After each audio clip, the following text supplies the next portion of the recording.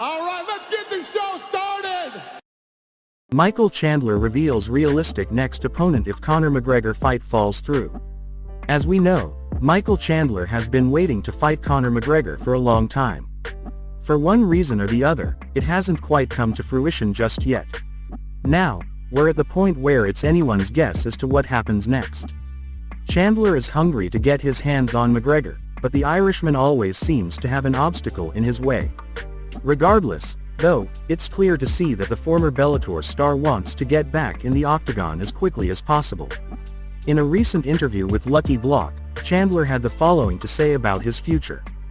"The sentiment from Dana White doesn't sound as bleak as a lot of people would think," he continued.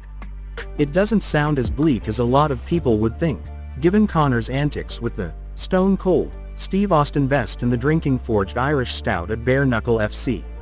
But we'll see. Either way, I've always felt that if the Conor fight didn't happen I'm going to be just fine, and I will put butts in seats, and I will sell pay-per-views, and I will entertain the entire world when I step inside the octagon. The most realistic option for me if you look at the landscape and you consider everything is Charles Oliveira," Chandler said.